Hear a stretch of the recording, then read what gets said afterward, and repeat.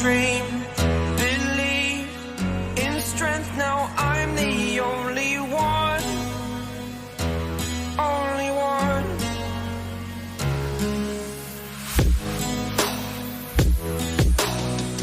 I was an ordinary boy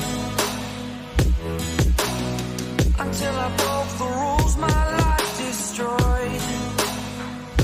Life destroyed. Until I walk awake, scream my mind, I shout, the ground shakes. How much can I take? My mind will break. Will it break? What can I take? Can I be your superhero?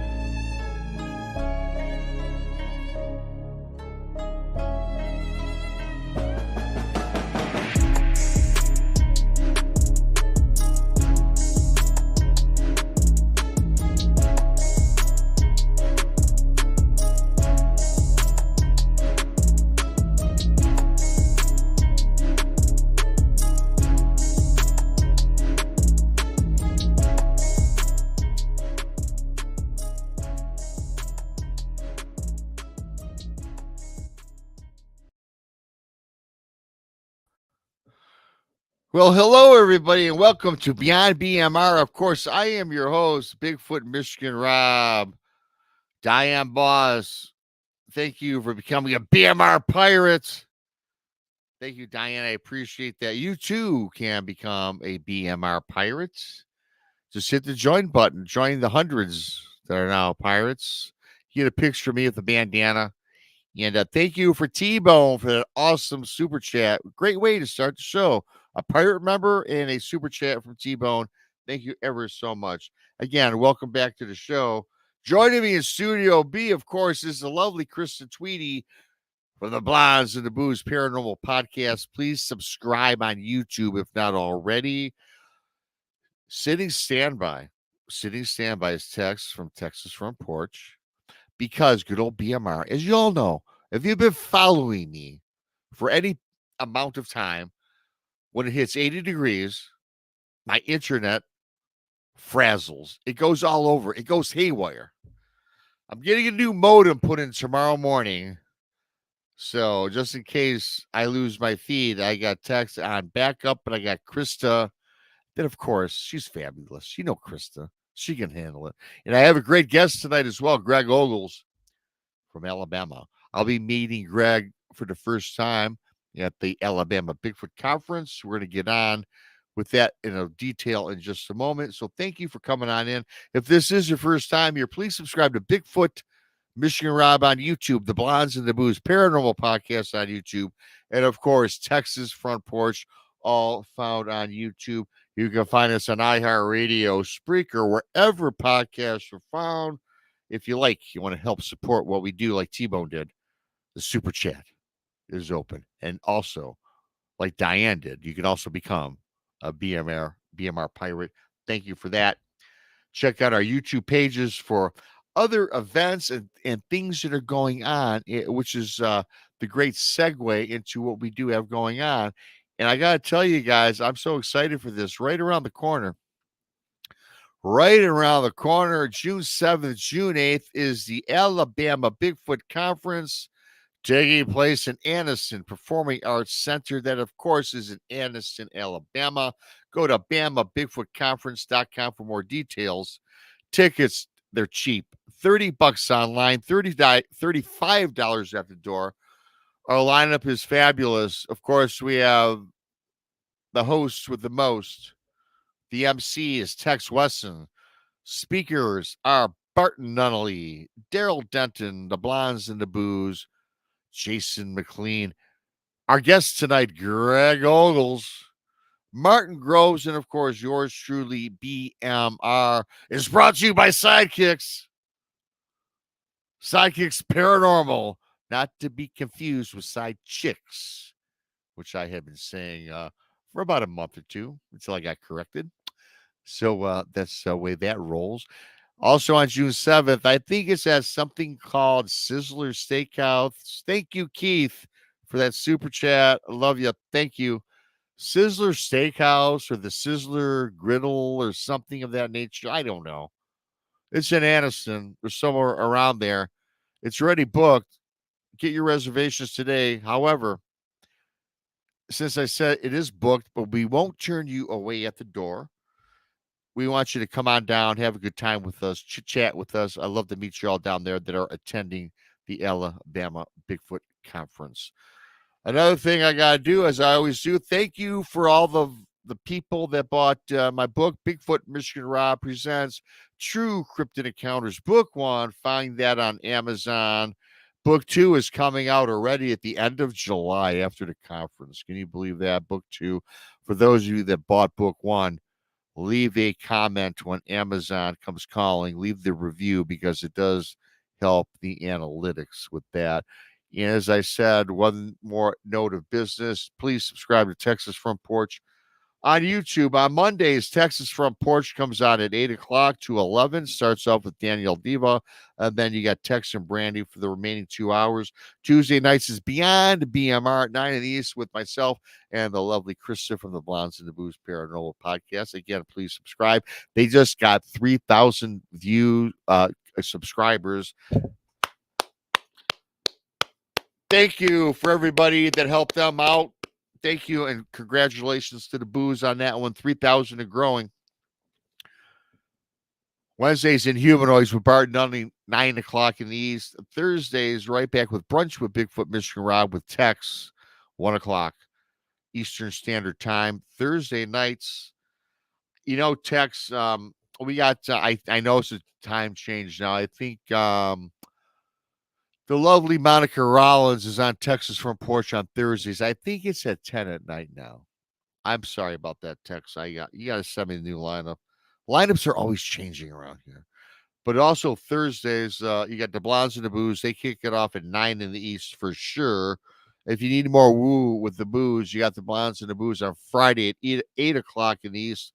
Sunday, subscribe to Truth or Tinfoil. That's Randy and Brandy. They break down videos and pictures of alleged or supposed hauntings, Bigfoot, cryptids, whatever. They break it down, do a great job, and they just say, hey, truth or tinfoil. And then, of course, Texas Front Porch, Infamous Minds at 7 o'clock Eastern Standard Time if you're into true crime. Thanks to everybody for coming in. Thanks for the early super chats and memberships. And I am going to pull up the lovely Krista Tweedy. Hey. Hello, Krista. How are you? I'm pretty good because my internet went on about an hour ago. That's a good thing. You and I got a problem. I have the cable people coming out. I can talk about my cable issues. For all you people in chat and listening, good old BMR's issues when it comes summertime with the cable. They're gutting my system, the cable system tomorrow. I just got to wait on my porch from 10 to 2 for them to arrive. And Krista, you got some storms coming on in, and you just got on the internet. We just had a hellacious storm, and literally like lightning struck, and we could feel it here in the house. It was weird. Lights all flickered. I lost my internet. Weird. And of course, one of my best friends, Tex, is sitting backstage in case one of us go down to chip on in. And don't forget, Tex is doing an impromptu show tonight. There's already 50 people in chat. Wow, thank you for that. Tex is going live after this show within 15 minutes with, I don't know who he's bringing on, but go over to Tex after the conclusion of this show. So thanks for that. And Krista, we got a great guest. We're talking about the Bigfoot Conference. We got Greg Ogles joining us. And I'm not going to waste any more time and bring up Greg. Yeah, sounds great. Hey. Howdy. How are you? Good. How are you guys? Beamer, We're how you good. doing? Yeah, Beamer. You know, Turner Beamer. calls me Boomer. You know, you now just call me Beamer, and I am beaming because I had a lot of sun today. I was outside Yeah, today, with the and B and the MR. yeah, MR is Mer. Beamer. yeah, there you go, man. You know, you can do a lot of things with BMR. You know, I'm Yeah. noticing. You know, it's really it's quite exciting actually. Absolutely. And it's actually exciting times, Greg, because this is the first time you're joining this show. I've talked to you on and off again throughout the last several months, so I'm Mm-hmm. glad to have you on and get down. Privilege. Thank you. Yeah, well, no, it's always an honor when somebody new comes on the show, especially somebody that I'm going to meet probably in person in about 2 weeks, Yep. 3 weeks. Yeah. Yep. Martin Grove says, Greg, can't wait to see you in Alabama. Yeah, Martin Groves, one of our speakers. I can't wait to meet Martin as well. And I already speaker. And I just see my internet button turn on. I don't know, but everything's good so far. So, Greg, again, thanks for coming on the show. I do appreciate taking your time out of your Tuesday night. So, it's a pleasure. Always love these shows. So yeah, you know, it's always fun. I do appreciate that. We appreciate you, and you know, we have a great cast, a great team across the internet here, and so I appreciate that. So, I'm always going to start the show with something just basic. How the hell did you get involved with Bigfoot? oh God. I got involved around 2013. Just wanted a distraction. I'd hunted and fished all my life, and I got a little tired of it, a little bored. So just I always had an interest in the paranormal. So I got together with a Bigfoot group on Facebook. We kind of did an outing or two, and I said, "Hey, you know, how hard can this be? You know, I'm an engineer and I'm an investigator, so yeah, no, I'm going to take my skills from doing all of that, bring it into some Bigfooting, and you know." When I first started doing trying to make the documentary, I thought it was going to be a breeze, you know, because literally our first outing, you know, we came across, you know, nice footprint trackways, not one but two, and we came across some handprints that was up on a pole. I mean, we had some fabulous evidence. I'm like, gosh, there's nothing to this. I'm going to solve this. Not, you know, this is a mystery. It's gonna be solved pretty quick. But nah, I didn't know how rare that was. Right. And I really didn't. But it was from the get go. Really, you know, seeing all that evidence, I was kind of hooked from there. That was 2013, right? Yes, 2013.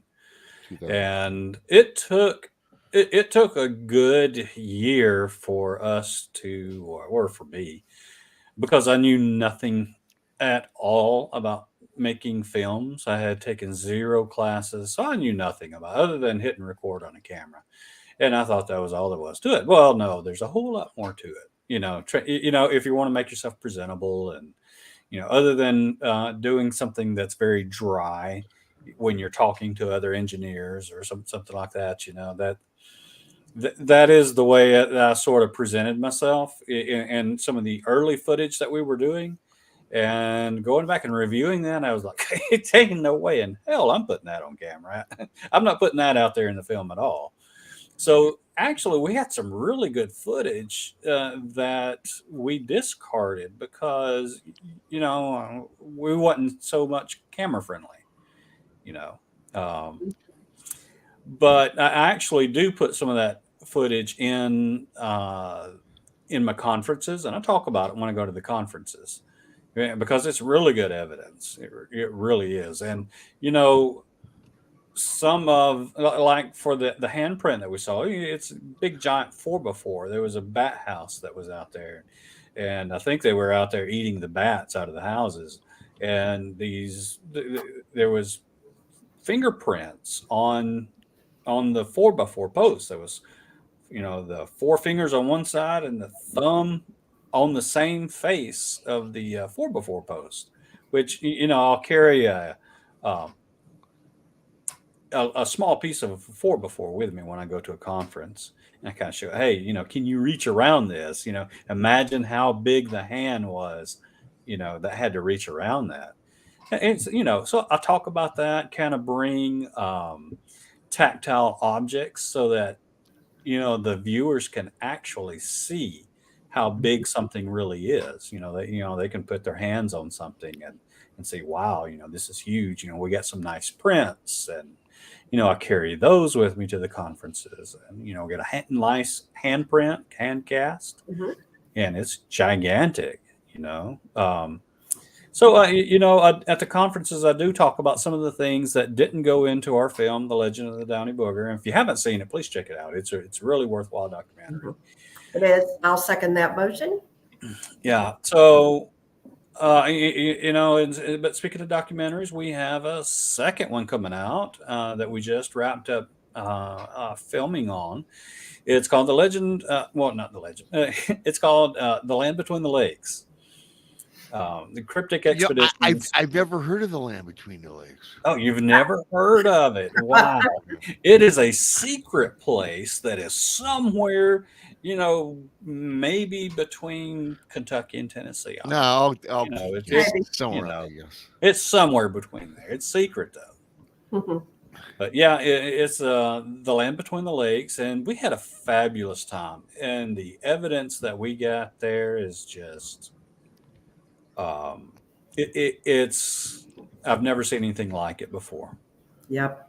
Tell them all what Adam Davies said about that. He's okay. Adam Davies is in the film too, and he said that he had never ever had a sequence like that before in his life, ever. He said it was the most spectacular event or experience that he's ever had. Now, he's been all the way around the world, in Congo and all these other, exotic places. And, as experienced as he is, he had his best encounter with us. Yeah. And you'll see that on camera. He said that. He said that. So, yeah. Yep. So it's an honor, Absolutely. I would like to. Yeah, that's outstanding. That's another good, credible person that you were with that gave you the high praise. And I was reading in your bio. I think it was on BamaBigfootConference.com about, and I'm paraphrasing, trying to remember. I read it last week about how, again, you wanted to capture your evidence on film, and you were a novice at it. You just went out and started filming. Mm-hmm. And then you had made mention, I think, in the bio, Greg, that your life was kind of changed and it was something you'll never forget.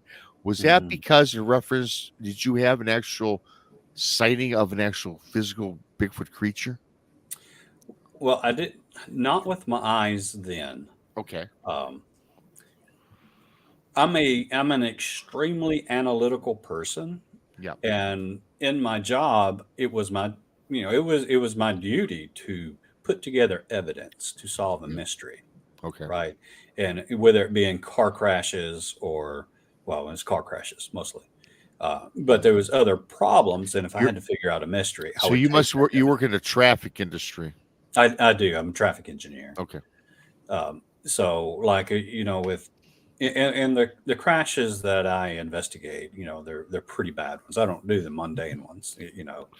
There's almost always fatalities involved. Okay. So when I'm investigating this, I got to find the mystery. I got to find the cause. I got to find the root cause of it. And I applied the same thing. I started putting together that first cold day that we went out changed me when I came across 16-inch footprints, and you could see the toes clearly. They were perfect prints. And if I would have had plaster on me then, we would have casted beautiful prints. And I was able to gauge the weight by depth impressions of whatever made it. I did the ratio of, I'm this weight and I made a depression this deep, and it made a depression this deep, and what was its rate, and kind of do some cross multiplying there. And it's not perfect to do that, but it gives you a rough estimate. And it came out to be about 750 pounds. So, Wow. Oh my Lord. so that's a big boy, Yeah. It's big and heavy. So, I mean, all of that changed me.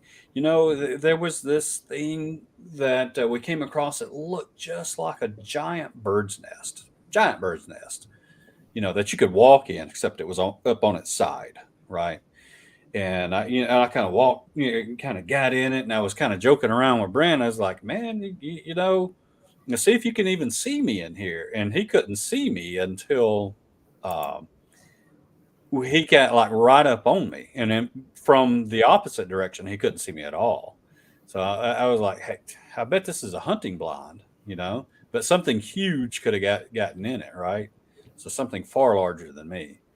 And it wasn't far from that little bird's nest thing that we found, more footprints that were, instead of the 5.5 feet apart, like they were at a pond where it obviously was walking, they looked to be more between 8.5 and 9 feet apart, coming away from this little bird's nest looking thing. So it was like, okay, maybe it's chasing something now.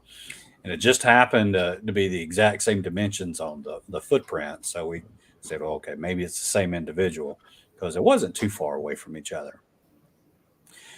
I mean, that was our first outing. And lo and behold, when we left. Hey, Greg, really quickly, there's an 8-foot gate in between tracks, footprints. Yeah, there was 8.5 to 9 foot distance between the heel and toe of between each. Yeah. Footprint. Yes. Thank you. Yeah. So, in other words, we thought, hey, it's moving pretty fast. It's kind of running along at this point. But what was interesting about that particular trackway, where it was between 8.5 and 9 feet apart, they just ended abruptly in the middle of a field. They just stopped. Just didn't go anywhere. Yeah, Disappeared. Yeah, just disappeared. That was a little perplexing, but I didn't think too much of it about at the time. I've seen that on other shows though, where that has happened, where they're like tracks to nowhere and they just stop. Right. With snow, I think it was. I watched on TV show. That's not the first time we had come across that. We'd come across it twice. Wow. And it's a bit perplexing, particularly if you're a beginner on it and you think hey, this is just an 8, and I'm like, well, where did the footprints go? Right. So as we were leaving that day, a big log was thrown, not really at us, but in a general direction. I mean, it was big. It was maybe 6-7 foot long, and 12-16 inches in diameter. It's pretty big log. But it wasn't trying. I don't think it was trying to hurt us or anything. I think it was just trying to get our attention so we would stay. Right. Wow. Looking back on it, that's what I think it was doing. Well, a 6 or 8 foot log being tossed in your direction, that's some force. That's something you want to mess around. I mean, well, it scared the bejesus out of it. I mean, if I seen a 6 or 8 foot log being hurtled in my direction, you know what? I'll be honest with you, Greg. Let's say there was 10 of us standing under it, and we all had it under our arms, and we hurled it. We probably get 6 feet out of it, maybe, if that. Maybe, yeah, maybe more. And this bounced at least 6 to 10 feet. Just boom, right, boom, wow, right. So it man, but you could hear it, coming through, and this was in it was in February, so it was really cold, but you could hear it coming through the twigs, and we turned around just in time to kind of see it, land, but you could almost see the path that it took, So it was probably thrown 30, 40 feet easy. Well, what makes you think that you don't think it was trying to hurt you? Only because to me that sounds like, why would it have It wasn't really, really close to us. I mean, it was close enough to where it really got our attention, but it wasn't like, super, super close. Mm-hmm. But it was, I would say it was probably 30, 40 feet away from us is where it landed. Wow, holy cow. Yeah. So I think if something was strong enough to, number one, pick that up, and throw it where it did, it could have hit us if it wanted to. I don't think it was trying to. I think it was trying to get our attention. Yeah, probably get your attention. Well, I was going to ask you a question. Why do you think that we've all heard these encounter stories? We've talked to different researchers, experiencers, myself, Krista, a lot of people in the chat room.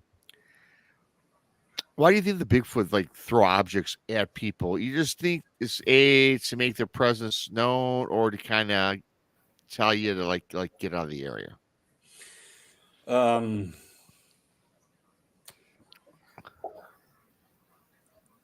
I don't necessarily think they want you to leave. Okay. Not necessarily. Right. I think that this is okay. Let me kind of back up and kind of say what has happened to us during this, because we've experimented with different things. When we've noticed things started being thrown at us, at first, it would startle us, and we'd be look around and trying to find what threw the object, and then nothing else during the time would happen. It would just be gone. And then that happened over and over and over again. So I said to Brent one day, I was like, Brent, I know it's hard, but let's just totally ignore whatever they do. And sure enough, we found out when we started ignoring them, they just kept doing it more and more and more and more. It just kept going, until they got your attention. And once they got your attention, it seemed like they would just leave. So I think they're just playing with you, to be honest. I think they're just curious and they're just playing, and it's just like doing what kids do. They throw things. And you could be right. I mean, could you hear about all the time where rocks were getting thrown at people, but they never hit them? Right. They I don't know of anybody that's actually purposefully been hit by one. Right. It's always been thrown near them. And I'm like, correct. Yeah. Well, I was just going to say, time and time again, and you can reflect on any encounter story that I've ever gotten, any person I've ever had on a show, or I could listen to Sasquatch Chronicles of West German or anybody, and there's always something being tossed: rocks, stones, timber, some acorns. It always lands a couple feet in front of the person. And even what happened with me, there was rocks thrown at my boat when I was on the boat fishing. You probably heard my story, Greg. And the rocks landed about 3 to 4 feet right in front of the boat. They pelted on the outskirts of the boat. And I think you and I know, and this is in fact, but let's face it, they could pick off any of us with a rock if they wanted to. Yes. Absolutely. They wouldn't even have to have a rock if they wanted to. I tell you, when I was at the Land Between the Lakes and we filmed that sequence, we had been there maybe 5 minutes, and we had just enough time to get to the back of the truck and start getting out our audio and video gear. And I heard like a little growl, and I was first kind of like, I first ignored it and dismissed it. Then I heard it again, and then I said, "Hey, did y'all hear that?" And about the time I said that, "Hey, did y'all hear that?" It done it again. It was much closer. Brent freaks out. He starts he has a terror attack, not just a panic attack, a terror attack. He's gotta leave. I'm like, no, this is why we're here, dude. You know? And as you know, all of this is going on. I mean, this thing's growling the whole time, you know, and it gets in front of the truck, and I look up and I can see it. Now, this is the one that I did see with my eyes. Um, as long as I've done this, I still became stunned. I was stunned. I even had a camera in my hand. I mean, I didn't know what to do. I mean, it was just standing in front of the truck, and I could see it from like chest up, from the bottom of the chest up, and it was just standing there looking. And it seemed like an eternity, you know, just standing there looking at it. Because at that point you kind of feel your heart beat, you know, doom, doom, doom, you know. And then I remembered, hey, I got a camera.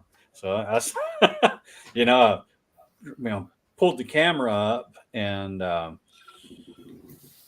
made the mistake of looking into the display screen, you know, and I couldn't see anything after that, you know. But we were able to catch. Its eyes were not glowing or anything when it was in front of the truck, but once it moved off into the woods, its eyes did start glowing then.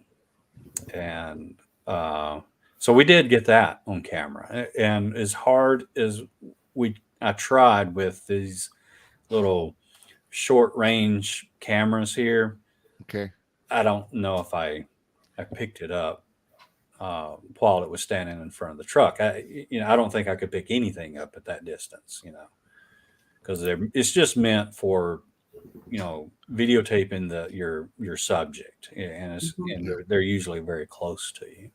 Right. I had a long range night vision camera with me, but I just couldn't get to it. You know, things happen so fast.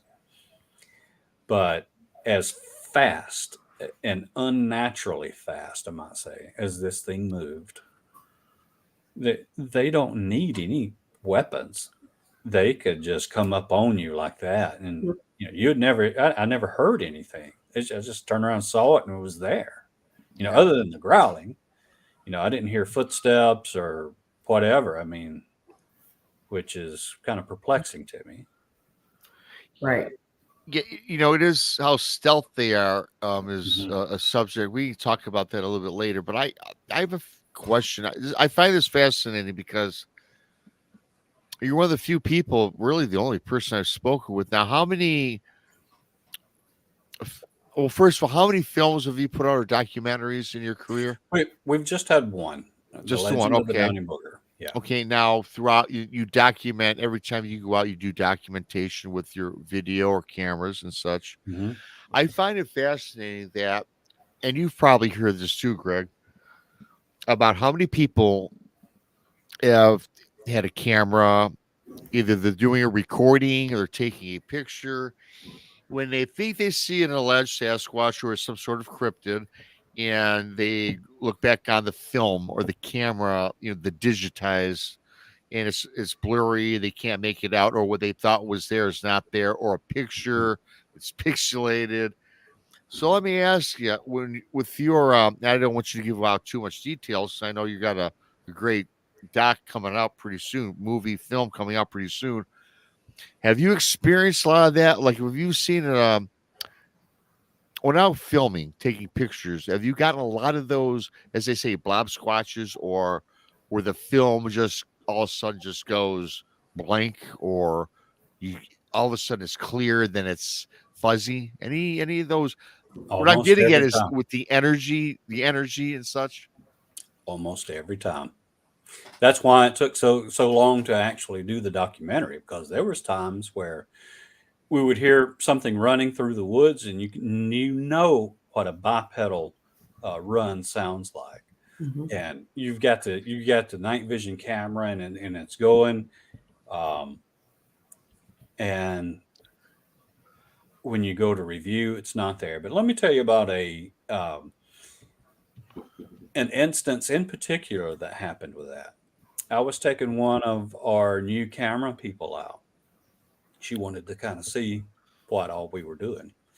And I had a habit of putting a small camera, a magnetic camera up on top of the car to kind of capture when we go in, because we had noticed that a lot of times, as soon as you get out of the car, there's a car knock, I mean, a tree knock or something like that, and it goes on.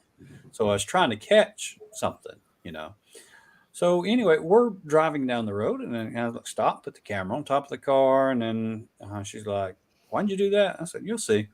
So we get out to our wood place, and then we see this kind of dark, big black thing just kind of dart through the woods, and we didn't.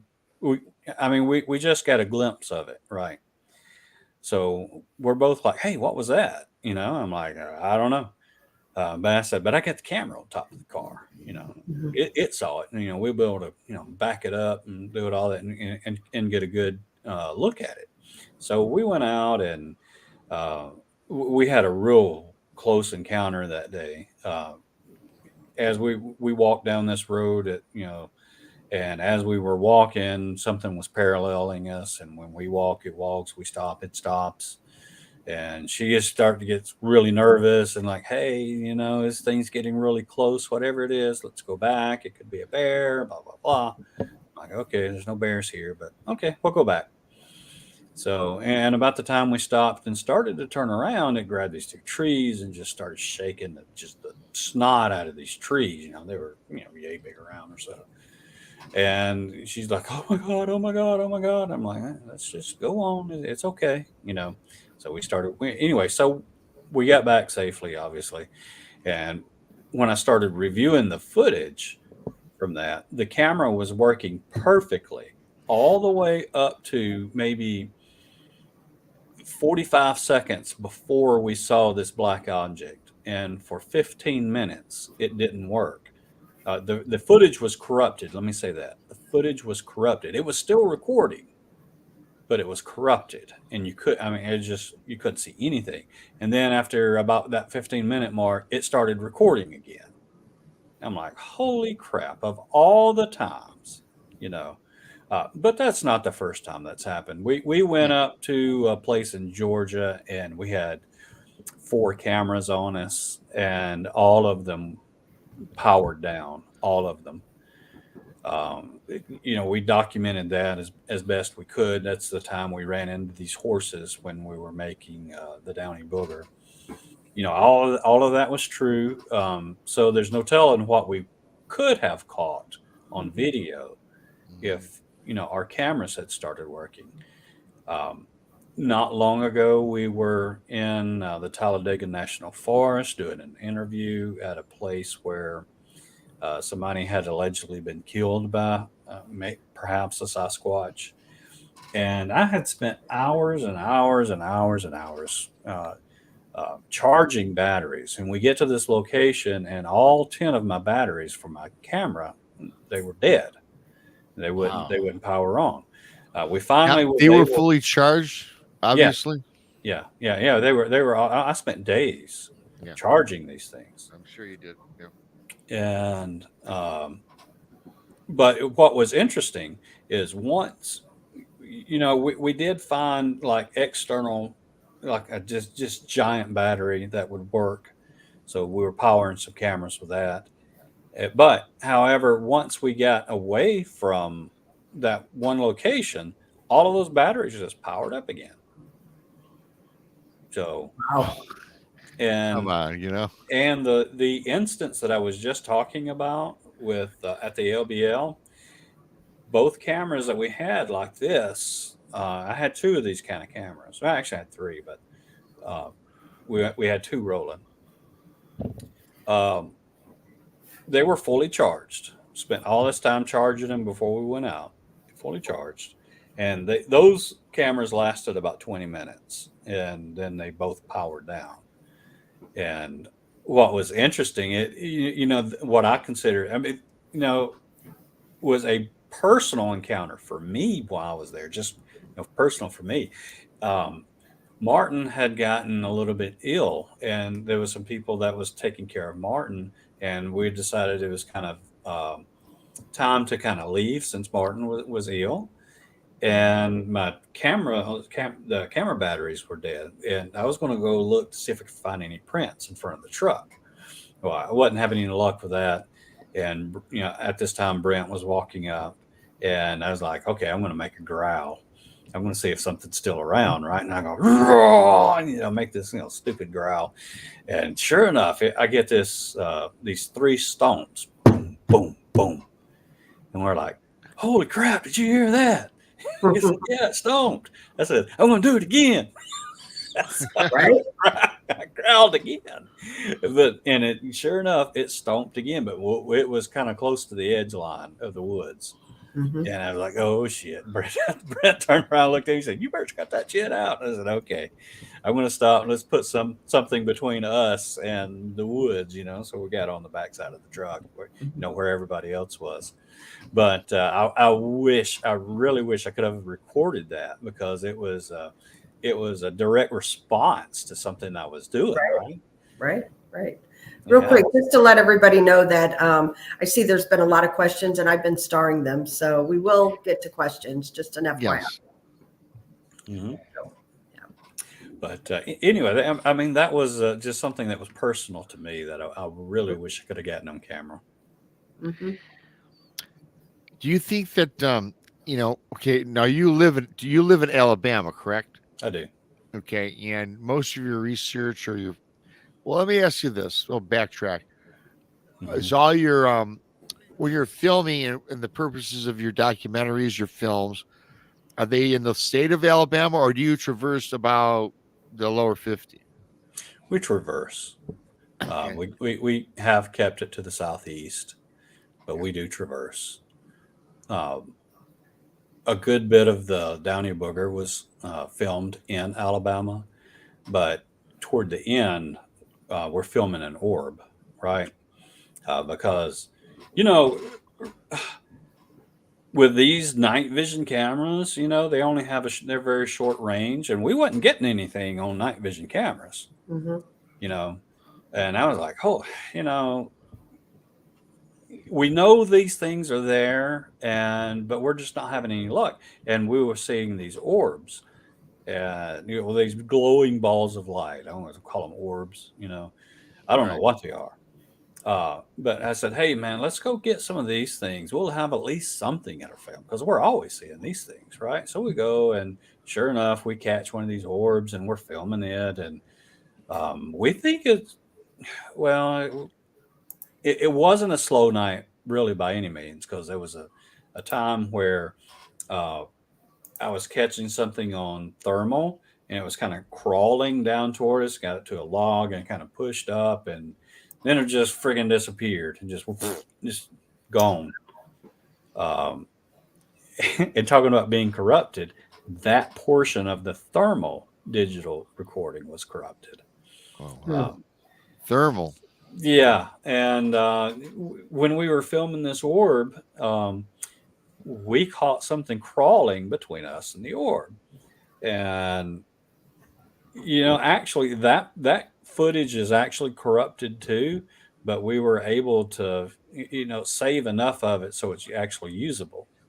But you can see the arms and the legs and the butt and everything, it's crawling. It's almost like an oh shit moment, like, oh crap, I'm I'm on camera. So it was like crawling one way, crawling another, and and then it finally crawls off screen.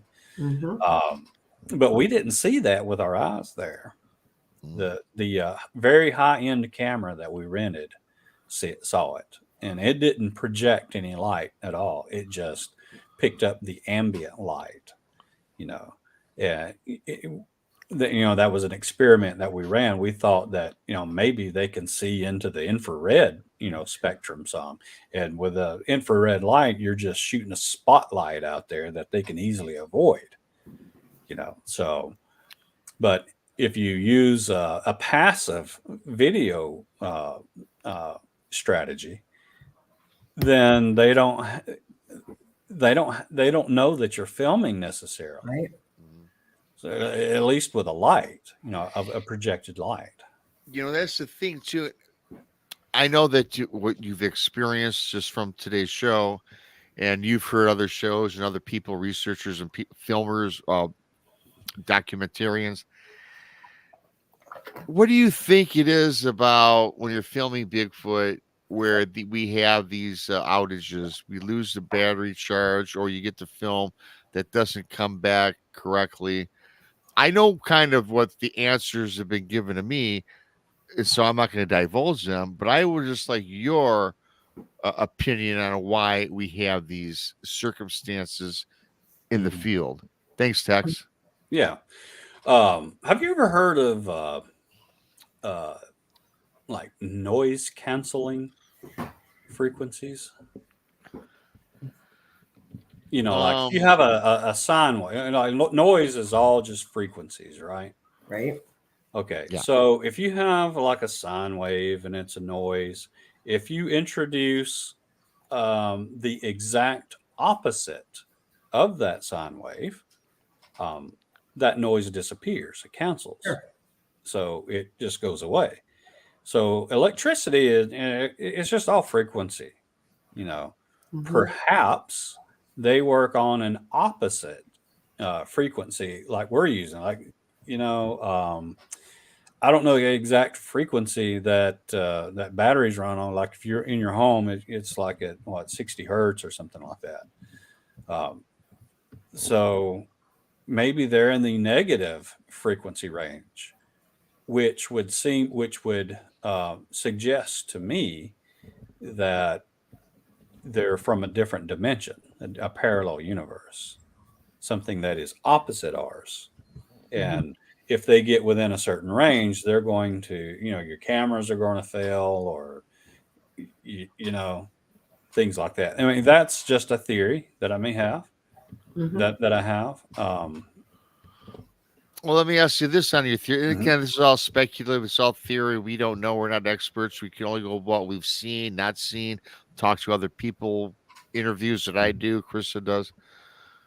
You mentioned something which is cool to get into. Another parallel dimension, another paradigm. What do you think when we're talking about Bigfoot?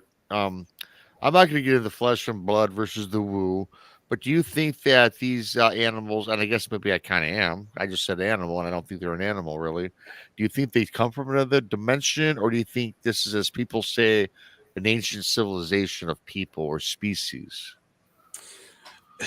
It wouldn't surprise me if either is true. However, from the evidence that I have seen with footprints, stopping, and at the LBL, I saw my first portal. I mean, that I know was a portal. Okay, let's get into that.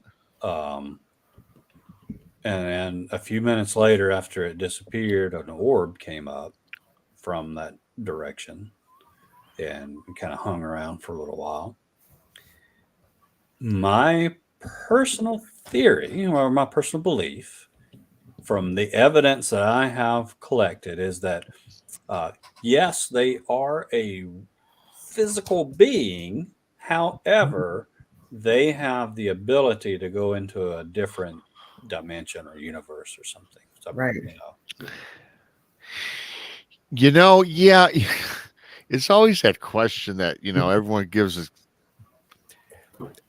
those sorts of answers. And again, I respect it and I get it. And that's kind of my answer. And which is why I'm always like taking one step forward and taking one step back, because call them flesh and blood, but at the same time, they can't, you know, I always refer back, Krista knows, I'm going to say Ron Moorhead, and he was on 2 weeks ago, the quantum theory about taking all this mass, you know, 750 pounds, like you mentioned earlier to 1,200, converting that mass into energy.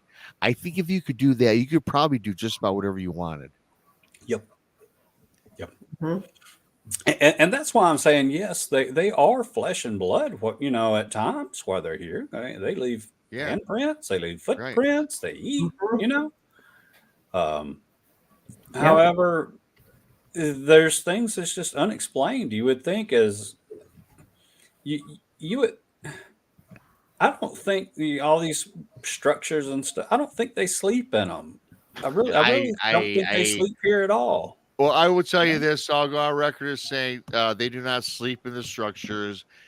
I think because they're too big to sleep. I mean, okay, if you go in Colorado or Montana, you see 30-foot structures.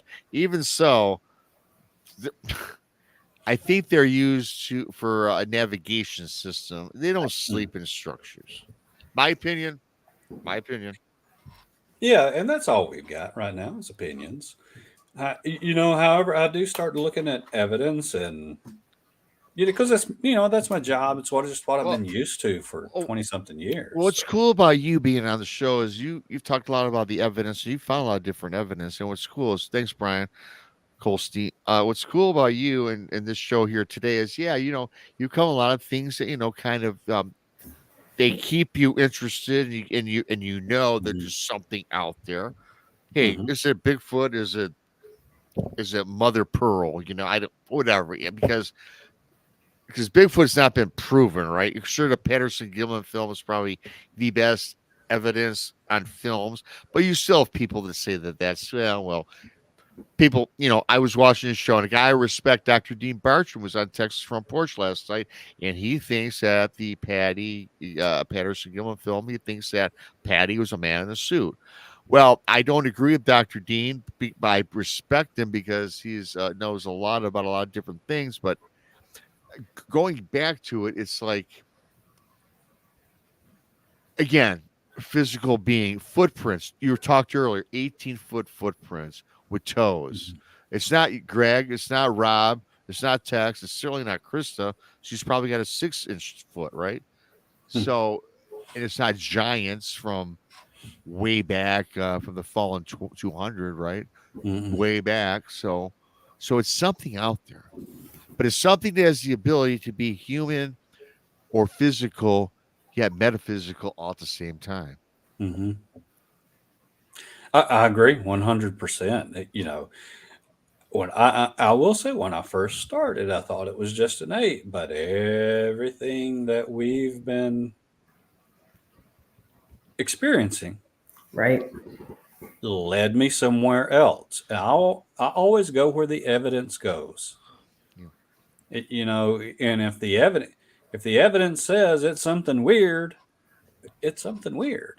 And I'm not afraid to say it. It's something weird. Yep. It's a rabbit hole that has lots of different branches. When you get out, start diving into it. It is indeed a rabbit hole. I like to always do it the 53-minute mark. I like to do a couple things to the people still in chat. I like to thank a lot of the people that made donations. Diane Boss, a new BMR pirate. Thank you, Diane. Well, Diane's been a loyal member now or a subscriber for a long time. Thanks, Diane. T-Bone for the super chat. Keith from my state of Michigan, Oakland County for the super chat. Spilling tea with Spunky Sparky, a new pirate. Arr. Crystal McGee. Arr. And Texas Front Porch. Thanks, buddy. Brian Kolsky. So new members, new super chats. Thank you for the support. Love and appreciate all of you. If you're new here, please subscribe to Bigfoot Michigan Rob on YouTube. Excuse me, the Blondes and the Booze Paranormal Podcast on YouTube. Texas Front Porch, Paranormal Roundtable. Bart Nunley in the chat. Hi, Bart. Subscribe to us. Those are the people I roll with. They're my friends. They're the people I support. So, and if I miss somebody else, hey, Donnie Show says stuff. Love him. He's got a fabulous, fantastic show. Paranormal Paul. I could go on, but I got to cut it there because, it's not an advertising show. I got a great guest, Greg Ogles, Relic Films. Liberty, thank you so much for the super chat. Add you to the list, my friend. Thank you ever so much. It's all donations are really appreciated by myself and all of us associated together as a team, but certainly not expected. We love it. Share us out. Give us a like, a thumbs up, and subscribe if not already. So, with that, we used to take like a 5-minute break, Greg, but now we don't do that no more. We're like, we got rid of that. So we do a little advertising midstream. There you go. With that being said, Chris, I got to do something really quick. I'm going to leave you with Greg for about 3 minutes, okay? If you don't mind. Oh, man. That's going to be a tough one here. You don't even know Greg. I mean, you just Don't meet the even guy know for the at first. all. Never met him. I'm putting you on the spot, and it gives you time to say a little something because I love Krista though. She's sitting back and knows when to move in, move out, and I tell her. Well, she knows. We all talk. We all are diarrhea of the mouth. I'll be back in a minute. Wow. Mm-hmm. That's funny. That's too funny. So after I ended up leaving the LBL, is there anything else? I know you mentioned some orbs and stuff. Is there anything you can talk about before the film with the orbs? Oh yeah. I mean, I'll talk about the experiences there to no end now, because if you're talking about them is one thing, but when you actually see these things, it's something different. But when the place that we had your interview at, we went back that night, and of course you were with us. Or I don't know if you were with us. Yes, you were.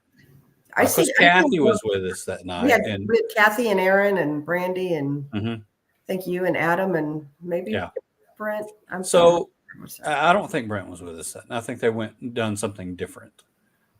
Anyway, so I think Kathy and I saw the same thing, but from two different vantage points. She said she saw like a light in the woods that was kind of yellowish, sunnish looking. Gold or something. I think gold, yeah. And I had seen the same thing. And I kind of moved around, got a different vantage point on it. And I saw the source of it. And what I saw was this perfect rectangular light in the woods. I mean, perfectly rectangular. I remember. Okay, that's freaking weird. Yep. And all of a sudden it just winked out, and I'm like, oh, holy crap. So I'm like, if I hadn't seen orbs and things before, I would have thought it was just somebody out there with a light in a window or something. But I know better now, so I just kind of waited around. A few minutes later, here come an orb up from where that little rectangular light was. But it wasn't. I didn't see it like 90 degrees to the rectangle. I saw it. It was askew, right? So it was. I think if you saw it in the plane that it opened up at, you wouldn't see anything but maybe some light. Right. But you had to kind of turn to be able to see the shape of the portal, and I was just like, that was the first time I'd ever seen something like that. Right. So, I mean, that would to me was exhilarating, not just interesting, but exhilarating. Well, that whole evening though, while we were there at that particular cemetery, there were several that was behind us in the cemetery. They were ghost hunting. But I think it was just a couple of us that was over there where we were looking out into the woods. And I will tell everybody, there's nothing behind those woods. I mean, there's not. There's no camping. There's no nothing.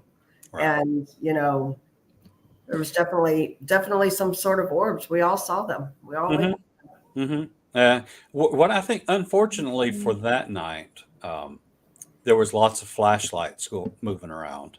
And every time that I've shown a light on orbs, they've disappeared. Yep. They might come back again later, but they've disappeared. Right. Okay? So there was a lot of that going on. Now, we went back to that same location a few nights later, and we caught some fantastic orbs on video. Fantastic. Well, that's where Brandy and I captured an EVP broad daylight at the cemetery, and it was like the metal, like a metal door shutting. Go figure. Interesting enough, we had that too. But it was at a different location. Yeah. It was at the location where we had the encounter. That's at a cemetery too. But it was at that location. We had some metal sounds going on. Yeah. So I don't know. I just thought that was weird, that Mhm. we didn't hear it with our ears, but yet we captured it on an EVP. So But you could hear these with your ears too, where we were at. yeah, see, we did. Brandy and I didn't hear them with our ears. Mhm. Yeah. So it'll be interesting. I haven't listened to the audio of the time where we had the orbs and all, Brent does that. He goes through the editing. Yeah. But yeah, it'd be interesting to see what's on audio as well. Yeah. And I'm excited for the film. I think it's going to be a great one just because, It's going to I be wasn't there when you guys had your big encounter because unfortunately I was tired that day and I went to bed, but I heard all about it. And I know it's one of the few times that your security actually pulled his weapon. He did. Yeah. So stay Particularly tuned. and I didn't say this when I was going over it earlier, but we were trying to push this thing back. Right. And every time we took a step forward, it would growl. Just, and we'd stop for a minute and then take a step forward and then growl again. Excuse me. And as we were doing that, from my left came a rock. Fancy that. Yeah, and you can hear me. I have went over this. You can hear me on camera. So saying to my security, saying, "Hey, we got rocks being thrown from my left," and and then he had said to me later, he said, "Yeah, I think that there was a tactic." And I relayed that to Adam, and he was like, "Oh my God, they're flanking us." Yeah, and they were. They were flanking. The one was a distraction. Mm-hmm. Yeah, one. Mm-hmm. Yeah, so they were flanking us, and we go back to this campfire, and we make a prediction at the campfire, and later on, and I'm not going to reveal this part. You can just see it on the film. You can see the prediction come true from Adam. So it's it's extremely extremely interesting to see that. Yeah. I can't wait. I'm sorry, I had to let out the dog, Krista. That's fine. No worries. And, Bart says Martin Groves whistled them right in for you, Greg. Yeah, he did. There's these little grove of trees that Martin hustled right up to, and he started whistling, and then like, hey, what's he doing? Like, I don't know. We still got to put camera stuff together, and all of a sudden, there they are. Yep. But I mean, it was just incredible how fast, that encounter started when we got there. It was just, it was insane, Oh yeah, I heard all about it the next morning, and like, wow, I always missed the good stuff. Yeah, our next trip out there was, at first we thought it was kind of quiet, but you'll see that looks can be deceiving. So. Chris makes a really cool point. She missed out on that. Isn't this so true? Greg, this from being out in the forest and doing what you do, and everybody listening, or anybody that researches or wants to go out trying to find these phenomenon. Isn't it always that you could spend 8 or 10 hours hiking, filming, sitting back, waiting, and the minute you turn your head, or perhaps you doze off for a couple minutes, is when the unexpected happens. Mm-hmm. Yeah, it's it's kind of like fishing. Whenever you start messing with two fishing poles, you're always going to get a bite on the one that you're not messing with. Yeah. But yeah, it always happens at the most inopportune times. I'll say that.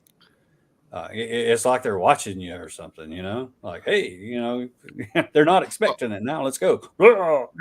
Right. Do you think they're watching us prior to getting into the forest? Do you think they know when you pull up boom, Greg Ogles is in the area. Well, Maybe I not will you say this. personally. Maybe not your name personally. I will say this. I think that certain people, or they are attracted to certain people, not because that it's that person, but I think maybe it's got to do with their, this person's frequency, you Yeah. know, um, and they're attracted to certain frequencies because some people have encounters more than others. Yeah. And there are other people who actually repel encounters. I've seen that with my own eyes. Wow. We Okay. were watching. I'll tell you, we were watching orbs, having this magnificent encounter at Fort Mountain, Georgia, and this certain, a person in our group called their spouse, and their spouse started coming through the woods. Now, the spouse was very negative, very closed-minded, Mm, very opinionated about, nothing strange exists, and yeah. um, calls people cuckoo and stuff like this. So this person is wanting to prove to their spouse that they do exist. So Okay. as this person was coming through the woods, what happens to the orbs? They disappear. Yeah. And as soon as they leave, Boom. they appear. They appear, Boom. of course. There they are. So, do you think that Bigfoot or any cryptid again knows your intentions? Oh, And they again, would have to be able to read your mind. Not okay. even, Well, not only read your mind, but read into you. It's possible. well, you Yeah. mentioned something too. Yeah, and we're talking about low frequencies or low vibration, high vibration or frequency. I guess they're kind of the same. They're interchangeable words. Mhm. I've talked to people that have told me, "Hey, Rob, I've been looking for cryptids for 15 years. I've never seen a Bigfoot. I've seen some tracks, seen some breaks of branches in the forest, the usual. Heard some whoops, some howls, but never seen a Bigfoot." But this person was talking to me the other day and says, "But I've never had an encounter, and I'm dadgummit. Why? I'm always out there." So I've been doing this show for about 3 years now, and just from information that I've gotten from people throughout the years, I think a person that's so bent up on finding it, I'm not so sure that that's going to happen because of your frequency or the vibration you're putting off into the woods. I think if you go in nonchalantly and say, "Hey," and talk to the elementals of the forest, whatever, the fae, the fairy folk, everything. Because to me, the forest is just a network, much like the internet. It's all connected, and it's all connected to all of these things and phenomena that we're all interested in. Mhm. You go back, non-threatening.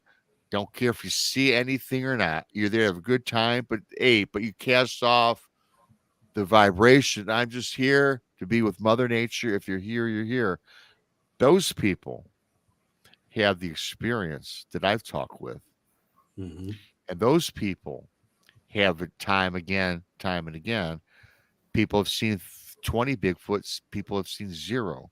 Mhm. So I just think it's all about, like you said, that I think I never knew anything about frequencies and vibrations and any of this until I started doing this and talking to more and more people.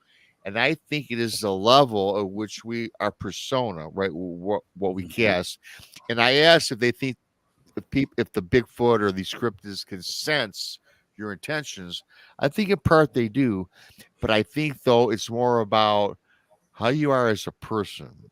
You're a Mhm. non-threatening person just looking to experience Mother Nature. Mhm. Oh, exactly. And I'll kind of add a little bit to that. Yeah. You know, um, I've never had an encounter in my bathtub ever. Oh, So location also means something. All right. So we have noticed that a lot of these locations that we go to are very, very high in quartz, extremely high in quartz. So there's like quartz on top of the ground and stuff. you know. So I think that's got something to do with it as well. You know, the location where you're at. Okay. But you know, if you're talking about can they read your intentions?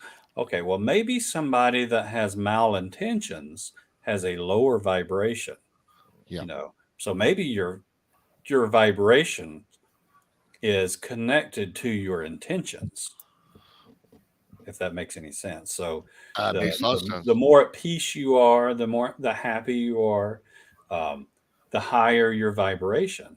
And I'll take it a step further. On every successful encounter that I've been on in the last several years, I've meditated prior to going out.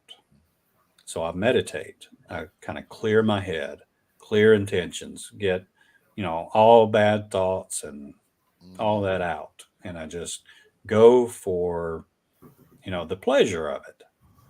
And, you know, Brent and I were talking over the past weekend because we had some things left to to film. And, you know, he had a terror attack when he first encountered what was going on at the LBL. However, we were able to wrangle him in, get him under a little bit of control. And he said once he settled down, he sort of remembered his training, you know, so to speak. And then he got to where he enjoyed the moment. He enjoyed what was going on, and it completely changed his persona, you know. And I think that's one of the things that led to the encounter actually lasting much, much longer instead of it just being sort of a quick encounter, being one and done. And in retrospect, even though this thing was growling, I wonder, this thought has crossed my mind. Did we misinterpret what was going on? Because if it had wanted to kill us, it could have done so without hesitation. That I firmly believe that. Now this thing was making a noise, and I had never, and I can't reproduce the noise, and I had never heard a noise like this before. So I started doing some research since then, and I've came across some videos showing gorillas when they're happy, and they make a similar type sound to this. So, you know, even though to us it sounded scary, very scary, and Brent went into a terror attack, I don't think it was, you know, we were necessarily under attack, you know, in retrospect, because I think if they wanted to, they could have done it, because there was more than one. We didn't have the firepower to put down one, much less more than one. And I actually think there were more than two, because the Martins group was dealing with something as well. Well, and you know, talking to Brent that next morning, he had told me, you know, he'd heard the stories of the dog man and, you know, things like that. And he was a very much, you know, just the whole place, you know, because so many people say this has happened to him, whatever. And he was very skeptical until he encountered it himself that night. Yeah, he was. You know, he says so. Yeah. But, you know, and he went from, you know, skeptic straight to knower. You know, he skipped over believer. You know, he just, you know, jumped over that. Yeah. You know, you can be a believer with evidence. You know, that's what I would say. Evidence leads you to believing. However, there's always some doubt if you just believe. If you know because you've seen one, all doubt is removed. So there's a big difference between knowing and believing, in my opinion. And Absolutely. with me seeing it, and I don't think it was a dog man. It looked like Bigfoot, like every drawing you've seen of Bigfoot, you know, with the little conical head and all. Now I couldn't see facial features because it was so dark, but you know, but it looked like Bigfoot, you know. Yep. Mhm. I got to tell you something. Knowing and believing is such a two words that are totally Mhm. different when it comes to this because, and Krista now knows this. Mhm. I will tell you this as a kid growing up, I believed in Bigfoot. I believed in monsters. In fact, when I was growing up as a kid, I was brought up on the monster movies Mhm. Frankenstein, Boris Karloff, Lon Chaney the werewolf, Bela Lugosi, Dracula from my father. So I started out as a young kid into, monster movies. I got older and I was always interested. I would start buying, as a young kid, I started buying the horror novels like Stephen King and stuff like that, which my mom says, "What are you doing reading this? You're not even old enough to read this, blah, blah, blah, blah, blah, whatever, And Salem's Lot, my first Stephen King novel I read, scared the crap out of me. And then I saw the movie, which really was a great movie, didn't do it justice. But anyway, moving forward, then I saw the Patterson Gimlin film. Prior to that, though, I saw Leonard Nimoy, the Bigfoot, right? And Mhm. I'm like, wow, this is cool. Immediately, I went to school the next day looking for a book on Bigfoot.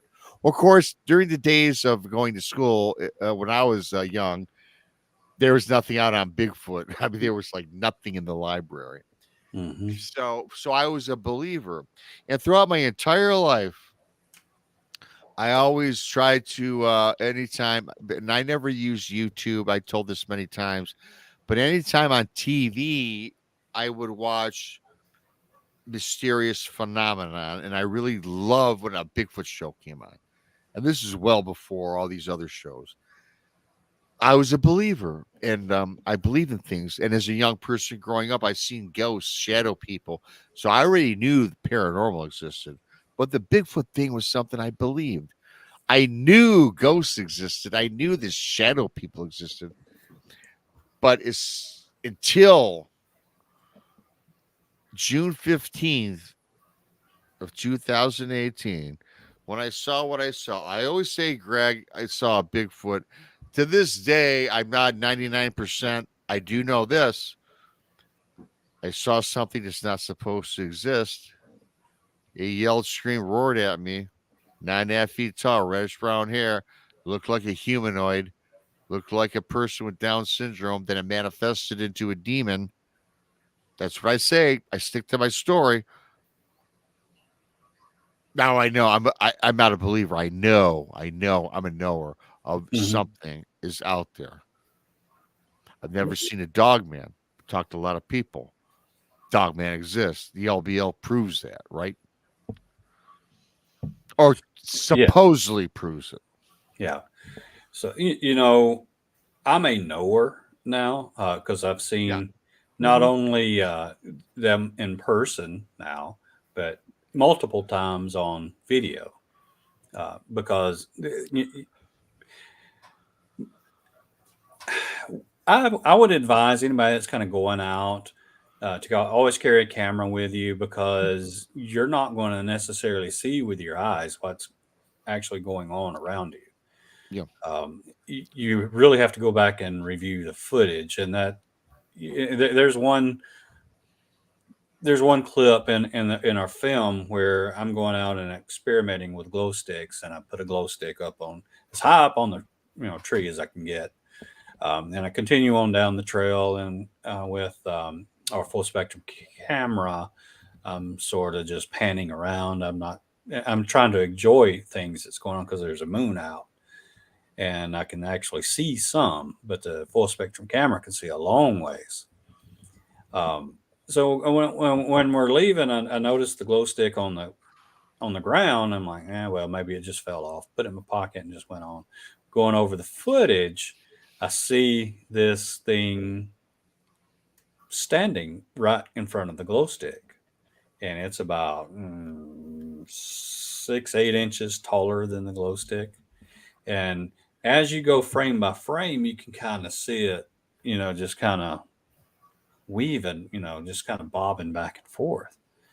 So something was standing there looking at us because it was a straight view between us and where that glow stick was. I mean, you could clearly see, but I didn't see it with my eyes. The camera saw it, but I didn't see it with my eyes, and it's huge. So you'll be able to see that on film too. Mhm. You got a whole bunch of questions. Yeah, we'll Okay, get through. go ahead.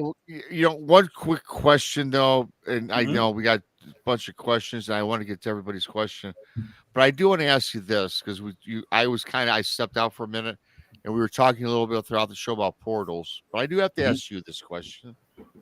Thanks, Keith. Portals. Let me ask you: would you walk through a portal if you No, see? Okay. no. Now I'll my answer answer. that real quick. No. Now you said no, and this might. Hey, listen. This is probably a dumb follow-up question, but my question would be like, why? Okay, and I'll tell you why. The one and only one that I saw one at the LBL, Okay. and maybe you was away when I was. Yeah, you were away when I was telling the story. Okay. Both Kathy and I saw a goldish light, kind of like sunlight, Mhm. not the sun, in the woods. Okay, at first I just saw just the light, and then I started moving around to a different vantage point, and I saw the portal. It was a rectangular portal with sharp edges on it and everything, and I saw it at askew. Okay, Mhm. as I was watching this, it went poof and was gone. So if I walk through these things and I end up somewhere else and then boop, it's gone, how do I get back? Mhm. Right. I wouldn't go through one either.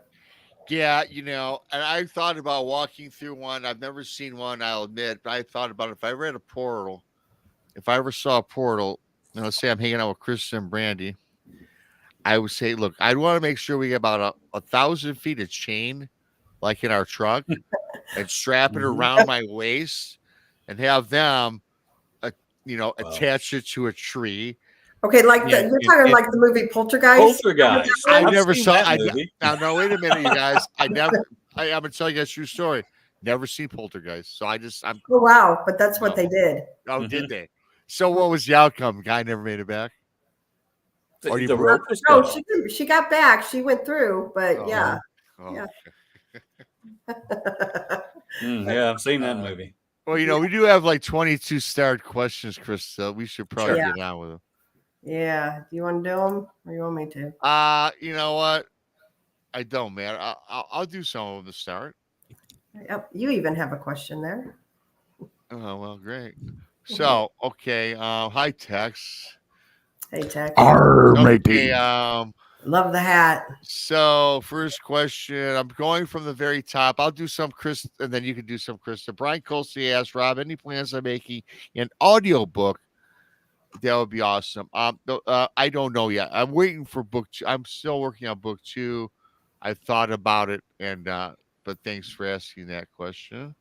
We're in Uh, talks. Yeah, let's see. Queen. Question that BMR, how far south in Michigan have there been bears sighted? 80%. Yeah, all the bears are in the UP. We have them in northern Michigan as well. Okay. Jojo asks, okay, this is, well, do you think that's when they use a portal? So That must, she was talking when we were talking about the orbs. Yes. Oh. Yeah. I mean, you can put two and two together. You see an orb, it disappears. I mean, you see a portal, it disappears. A few, like a couple of minutes later, here comes an orb, just do, coming straight up right from where that portal was. Yeah, absolutely. Okay. Absolutely. Hey, Greg, real Go quick. ahead, jump in, Tex. Thank you. Tex, go ahead, jump. Hey, Tex, jump in. I think I'll just jump in. Tex, anytime now. I appreciate that. Hey, Tex, go ahead. You can talk. Hey, wait a minute, Tex. You're going on after this show, right? I'm done. Okay. No, you're not. No, I'm not. Tex, after this show. Texas front porch. Now I'm done. Now I'm done. Now I'm done. You mentioned earlier, Greg, that you had seen a strange light, and it was rectangle in shape, and it blinked out.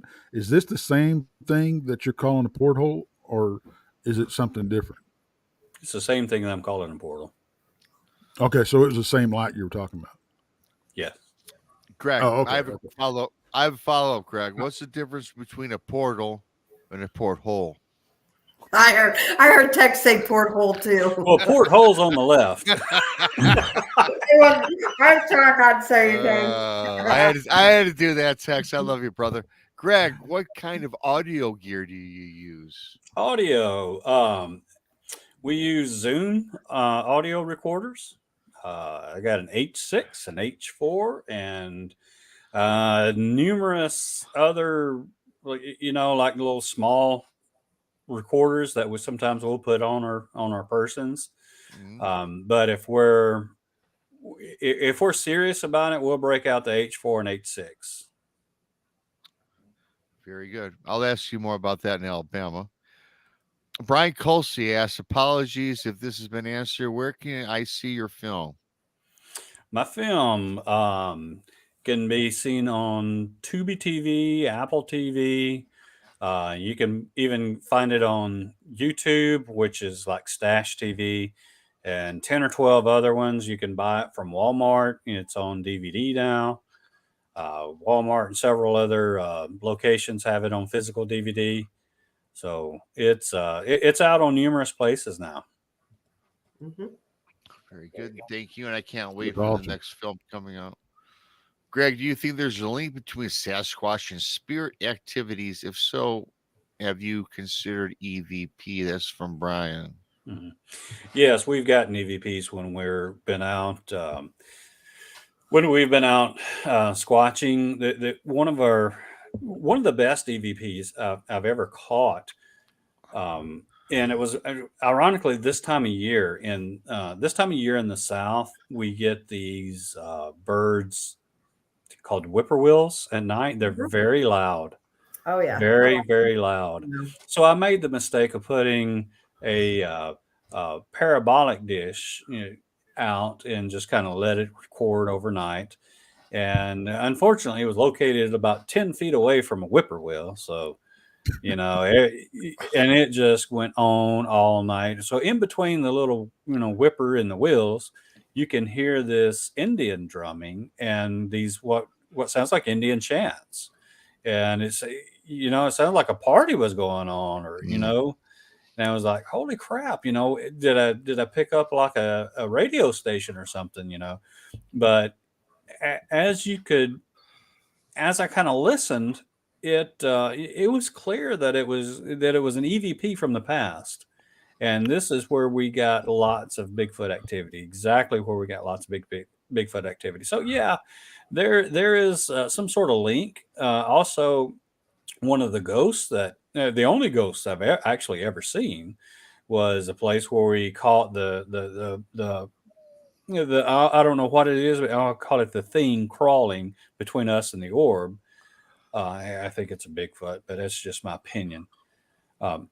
We saw an Indian on a horse materialize, and it rode all the way through a field, got to the tree line, and disappeared. So yeah, there is a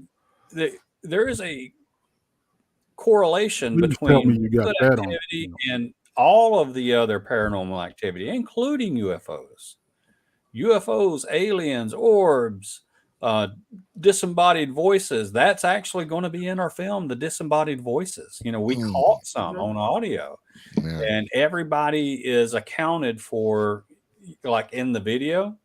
So, Awesome. it's some of the things that we didn't put in the first film because we weren't confident enough that people would believe these things, because we didn't consult with anybody. We just made our own, and we experienced some weird stuff, but this time we're going full out. Everything that we experienced, we're putting in there. It could be fantastic. I missed out on that. Be kind asks, Greg Ogles, any possible Dogman or other cryptid experiences? Not Dogman that I know of, but other cryptids. Well, it depends on how you define cryptids. Ghosts, if you're talking about ghosts, then yes. Alien experiences, yes. But anything, well, there was this there were these footprints I saw as a kid in the snow here in the South that were three-toed. They weren't gigantic. They were about maybe a foot long or so. And they came out of the woods and over to my cousin's bedroom window and then away from her window back out into the woods. And they were, I don't, they were three-toed and the toes were real sharp, you know, so I don't know what made those. But I've had that experience. I've had a very, the alien experience that we had was, it was disturbing to me. Yeah. But, you know, I haven't seen a chupacabra, you know, haven't seen that. I got, you know, I don't, chupacabra, cryptid. I mean, to me, it looks like just a dog full of mange. Is that really something that's Probably, I don't know. I don't know. Well, Well, we'll move on. There's two different versions. Yeah. Yeah. T-Bone asks, Greg, have you recorded any samurai gibberish? Samurai gibberish. I've heard it multiple times, but I don't know that any of the times that we've heard it that we actually had things going. Anything. I didn't have my H6 or my H4 with me. Those are extremely sensitive, and you can pick up a lot with those. May have had other smaller recorders with us. We usually always have those. They're more limited, but I don't have any that, you know, of that. But I have heard it. Absolutely, I've heard that because it's this kind of stuff going on, you know, Right. and you know that it's a language, but you can't quite make out what they're saying, you know, because it's so low and it's, you know, you just can't quite make it out. But yes, I've heard it and know it exists. We've had, you know, howls and things, but not the samurai. Hey, Greg, I want to jump back to that footprint outside your cousin's window. Now, one, I'm not sure why, but anytime there's something to do with weird stuff down here in the South, it involves somebody's cousin. I don't know, but I want to. You said it had three toes and the toes were sharp. Yes. Right? Did it look anything like this? Yeah, it looks exactly like that. Yeah. That's exactly in like Germany. that. Yep. Wow. And that is one of the most common prints that we can find too. You know, text floating around. Fantastic. Yeah, that's what it looked like. Yeah. That's out of Germany. Really? Was that Bigfoot Yep. Bob? But yeah, the toes looked exactly like that. No. The foot shape was a little different, but I mean, not different enough to say it wasn't the same kind of print. But yeah, it looked exactly like that. Interesting. Chris, I think I got most of the questions, didn't I I? think you got them all. Yeah. Got them all. Well, you know, really quickly before we say goodbye to everybody, I always have to I do this, you know, we all do it really for all our awesome people. I want to thank the people for coming in today, subscribing. If you're new for BMR, Kristen and Tex, Diane Boss, new member, T-Bone, super chat, Keith, new super chat, Spilling Tea with Spunky, new pirate, Crystal, new pirate, Brian, new pirate, Tex, thanks, buddy. I love the Tex. For the super chat. Liberty, thank you for that. Scott's Life gifted 5 new BMR Pirates, and he's been a member for 4 months now. So I appreciate everybody. If I missed him, sorry. Thanks for the super chats, for the stickers, everything else. Becoming pirates. Greg Ogles, it's been a blast. I can't wait to meet you. Before we leave, though, is there any special media places people can find you to look up your documentaries, or do you have a YouTube channel, or are you on Facebook, or what's going on with that? Okay. You can see some of our media on relicfilms.net.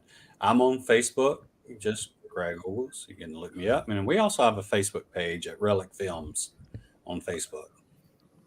And our films you can find on Tubi TV. You can find them on YouTube, Freevee, Apple TV, a whole host of other ones. Just Google Walmart. it. Yeah. You can go to Walmart and you get them from Walmart or order them from Walmart. Yep. And a lot of other places that you can order them from as well. But Mhm. you know, there's a host of places where you can see the film now. And also, I do know you are going to give a teaser for the film at the Alabama Bigfoot Conference. Ooh, really? Wow. Absolutely. Yep. Wow. So if anybody's in the area and wants tickets, they're cheap. They're $30 online. This is the first I've heard this cool information. Mm-hmm. Mm-hmm. Yep. Yes. Yeah, we're going to release our first teaser for the film, and of course that'll be at the end of our talk when we're there. Yeah. We might just have to make it at the end of the day so everybody sticks around to see it. Yeah. Well, maybe that. God, I can't wait, Greg, for that. And That's going to be awesome. and We another got 2 debuts. We got 2 debuts during the Ooh, conference. the It's day a of new TV debut. show. Yeah, And the I new might- TV show that yeah. Sidekicks is making, and then your new Oh, documentary. awesome. Good deal. And I'm kind of excited for Alabama to meeting all my friends once again, and all you people that are coming on down. But Krista told me that I'm gonna get my first taste of the LBO because I'm gonna be with Krista for like 125 hours. Yeah. So we are going to go through there on the way or Yeah, home, either one. nice. We'll hit the Mm. trace. I I can't told wait. BMR I'd take him down the trace. I'm gonna have my phone out the window. Just don't hit a deer. That's right. Oh no, Greg Ogles, Greg Ogles, please, no deer hitting. Yeah, Nope. don't hit a deer. No, And there's yeah. about 18 million of them along the trace. Yeah, boy. Okay. Well, we're gonna wrap it up. Texas is going on in about 20 minutes, so go to Texas Front Porch Mhm. for he's Yeah, got. we're I don't doing know a what he's got giveaway. going on. You're doing a giveaway, so if there's Doing a something giveaway, free, giving away some porch gear, giving away some porch gear and a custom-made walking stick by Gary Spike Sr. Awesome. I might just mosey on over. Give me a few minutes when this is done, so I can. I need to get something. I haven't ate all day today. But tonight is Tuesday night, so this show is wrapping up. Wednesday, Bart Nunley, 9:00 live. So then Thursday, we're right back here Thursday afternoon. Myself and Tex with the mysterious Gemma Jade joins the show. And then we've got Monica Rollins and we got the Booze Thursday. So great week. And then Friday, Saturday, I'm not thinking that far ahead. Stay tuned, everybody. Turn down the alert bells. And as Barton Nunley put out on Facebook and a couple other people, Josh Turner, people have been are becoming unsubscribe across the board on channels. Please subscribe. Make sure you're subscribed. Make sure that your alert bell is on because you're missing out. Because you know what? YouTube does that. It fluctuates from day to day. So subscribe if you're new to BMR, Krista, and Tex. With that being said, go check out Tex in about 21 minutes. Greg Ogles, I appreciate you, man. It's a pleasure having you on the show. Krista, as always. Tex, thanks for popping in late.